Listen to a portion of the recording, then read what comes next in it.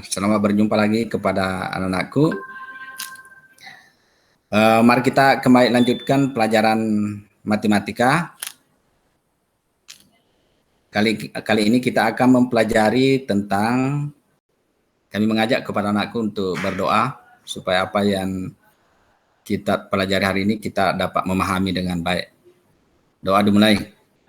Selesai. Oke, jadi kami meminta kepada anakku perhatikan baik-baik. Jadi yang kita akan pelajari hari ini adalah perpangkatan dan bentuk akar. Ya, bisa diperhatikan bahwa kata kunci untuk perpangkatan dan bentuk akar di sini adalah bilangan berpangkat, bentuk akar, dan notasi ilmiah. Anak-anakku pernah mempelajari tentang pangkat di kelas 7 maupun di SD. Di sini yang perlu kita pahami adalah kita lihat di sini untuk sebelum kita masuk pada materi, tentu adalah kita pahami dulu apa itu perpangkatan dan bentuk akar. Nanti akan di bagian-bagiannya di situ ada bilangan berpangkat, kemudian pembagian pada perpangkatan, kemudian notasi ilmiah, kemudian nanti ada namanya perkalian perpangkatan dan ada namanya pangkat 0, kemudian pangkat negatif dan bentuk akar. Pada bilangan berpangkat itu terbagi atas dua. Ada namanya bilangan pangkat sebenarnya, ada bilangan pangkat tak sebenarnya. Sesuai dengan yang lalu, bahwa bilangan pangkat itu adalah bilangan perkalian berulang. Jadi bilangan pangkat itu artinya bilangan perkalian berulang. Dalam bilangan berpangkat itu tentu anak-anakku ketahui bahwa ada dua jenis di situ bilangan yang dipangkatkan dengan bilangan pangkat. Di waktu SD itu sudah dijelaskan bahwa bilangan yang berpangkat itu namanya adalah bilangan dasar atau basis. Kemudian bilangan yang pangkat itu namanya adalah eksponen atau bilangan pangkat. Perhatikan bahwa untuk memahami konsep bilangan berpangkat, kita lihat dulu kegiatan pertama. Yang pertama itu adalah buatlah kelompok yang terdiri dari atas 5 orang, sediakan selembar kertas serta sebuah gunting kertas. Kemudian lihatlah kertas itu menjadi dua bagian sama besar, yaitu pada sumbu simetri lipatnya. Dan seterusnya, kemudian kita dapat memperoleh angka-angka yang tadi yang digunting pada beberapa bagian di kertas, dari mulai dari pengguntingan pertama sedangkan pengguntingan berikutnya. Jadi kalau misalnya pengguntingan ke pertama tentu menjadi 2 kertas, berikutnya tentu menjadi 4 dan seterusnya. Sehingga di sini bisa dilihat bahwa dari kegiatan pertama diperoleh bahwa banyak kertas hasil pengguntingan kedua adalah 2 kali lipat dari banyak kertas pada pengguntingan pertama dan seterusnya. Sehingga diperoleh nanti angka seperti ini, 2 kali 2 kali 2 kali 2 kali dan seterusnya sampai kali 2. 2 sebanyak dengan N. Artinya berapa kali kita melakukan pengguntingan itu adalah pengganti N. Jadi kalau misalnya 6 kali maka ini yang diganti menjadi 6. Sehingga didapat nanti sebanyak dengan 6 kali perkalian 2 ini. Itulah yang dimaksud dengan bilangan berpangkat. Jadi bilangan berpangkat artinya itu adalah bilangan perkalian berulang. Contoh misalnya diberikan di bawah 3 kali 3 kali 3 kali 3 kali 3 kali 3. Berapa kali 3 ini dalam bentuk perkaliannya berulang? Tentu sebanyak 5 kali. Berarti ini apa artinya? Ini sama artinya 3 pangkat 5. 3 ini biasa disebut dengan bilangan basis atau bilangan dasar. Kemudian 5 ini biasa disebut dengan bilangan pangkat atau bilangan disebut dengan eksponen. Itu. Kemudian berikutnya minus 2 kali minus 2 kali minus 2 kali minus 2 kali minus 2. Artinya minus 2 pangkat sebanyak berapa kali minus 2 perkalian berulangnya ini adalah 4 kali. Nah, itulah yang dimaksud dengan bentuk bilangan berpangkat. Jadi ini dimaksud dengan bilangan berpangkat sebenarnya. Artinya bilangan yang berpangkat bilangan bulat positif. Jadi kapan dia pangkatnya ini adalah bilangan bulat positif, maka itu disebut dengan bilangan pangkat sebenarnya.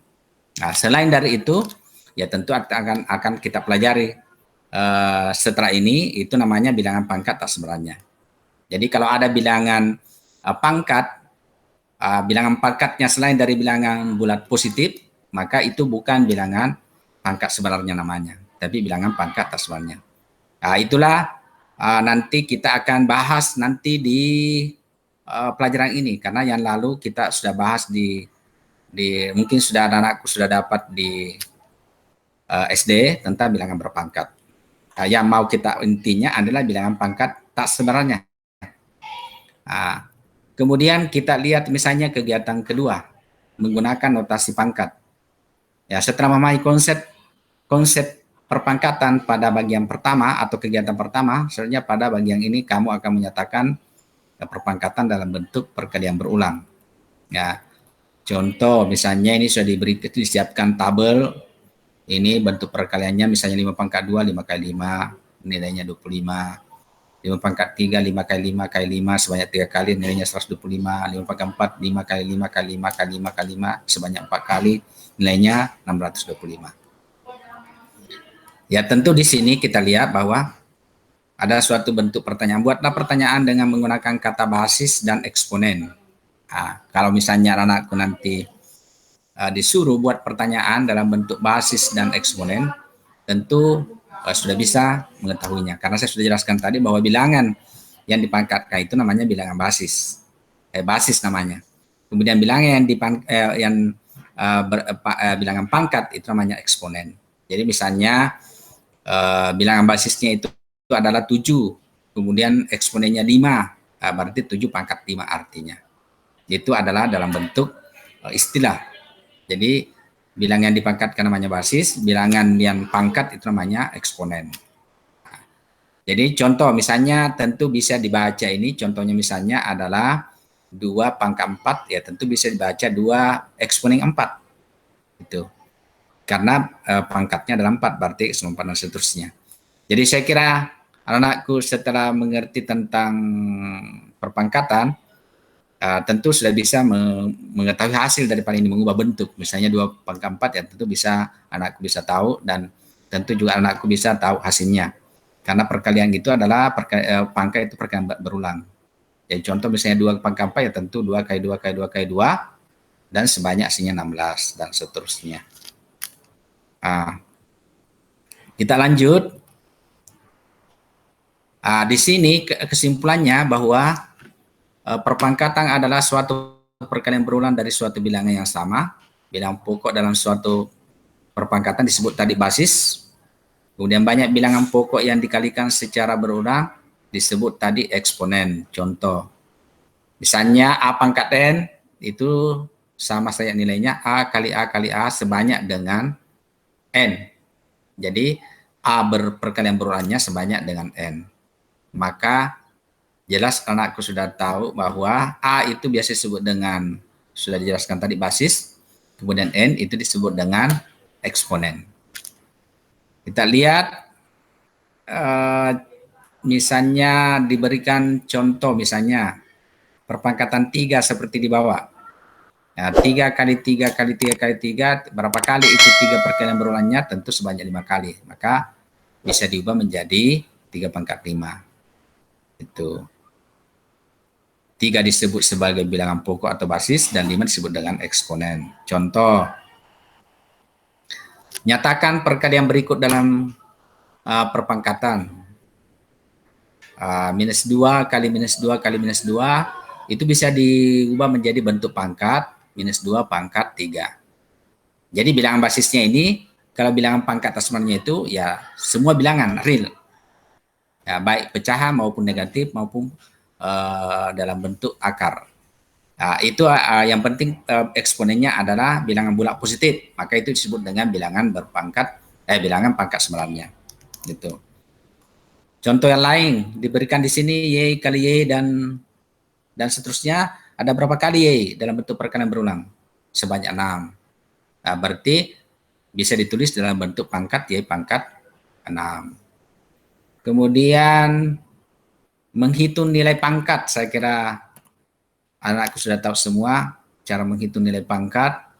Ya, ini juga sudah dipelajari secara berulang-ulang mulai dari SD, di waktu di kelas 8 dan kelas 7 juga sudah dipelajari.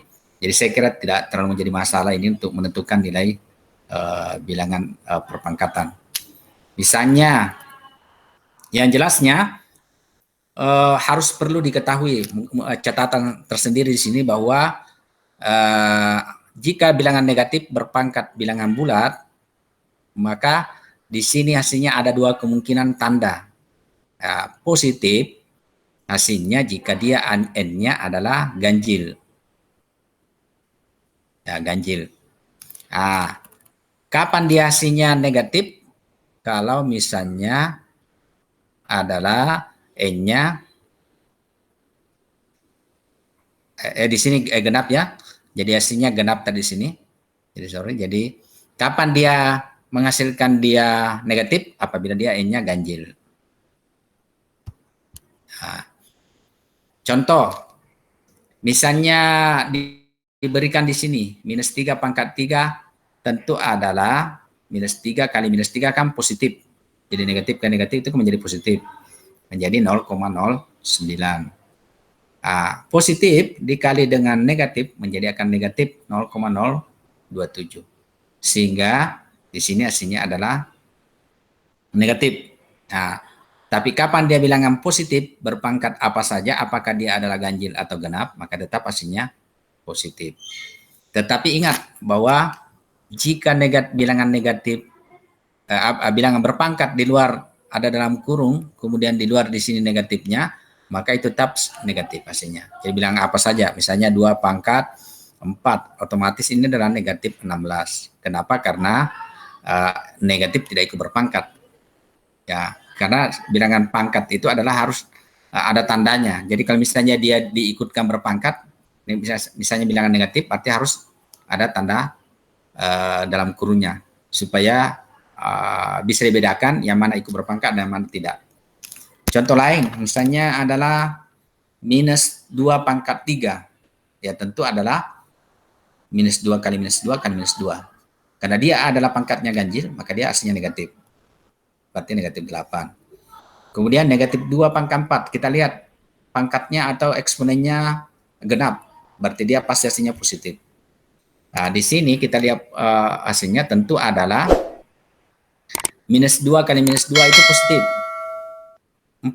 4 kali minus 2 berarti negatif 8. Negatif 8 kali negatif 2 berarti positif 16. Jadi yang penting ingat bahwa catatan tersendiri ini, bahwa semua bilangan negatif yang berpangkat bilangan bulat positif, kalau dia berpangkat ganjil, maka hasilnya negatif. Kalau dia berpangkat genap, maka hasilnya dia adalah positif. Kecuali hal-hal tadi, jadi kalau misalnya ada tanda negatif, misalnya negatif 2 pangkat 5, maka ini tetap negatif. Kenapa? Karena negatifnya tidak ikut berpangkat. Berarti adalah tetap minus 32.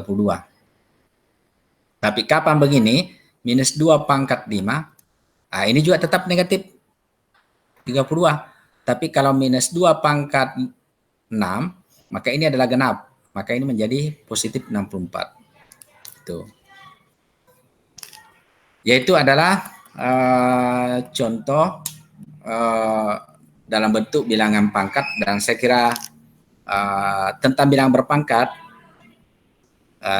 dan menentukan hasil dari bilangan pangkat tentu anakku sudah jelas karena sudah dipelajari di waktu SD dan kelas 7 dan 8.